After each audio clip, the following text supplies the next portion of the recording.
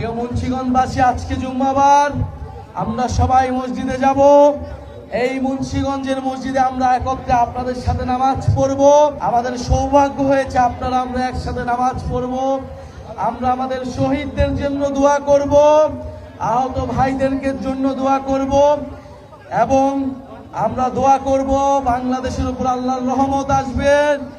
বাংলাদেশ যে নতুন বাংলাদেশের জন্য আমরা লড়াই করে যাচ্ছি, ইনশাআল্লাহ আমরা সেই লড়াইয়ে জিতব। আমরা আমাদের সাথে উপরওয়ালা রয়েছে, নিচে বাংলাদেশের জনগণ রয়েছে, আর রয়েছে মুন্সিগঞ্জের প্রতিবাদী জনগণ।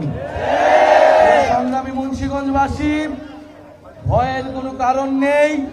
আপনারা সচেতন হন। গণ অভ্যুত্থানে আপনার সন্তান জীবন দিয়েছে, আপনাকে এবার কথা বলতে হবে।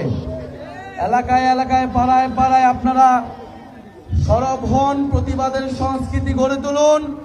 ইনশাআল্লাহ আমরা যখন প্রতিবাদ করতে শিখেছি, আমরা আমাদের সকল অধিকার এবং আমাদের মর্যাদা নিশ্চিত করেই আমরা ঘরে ফিরব।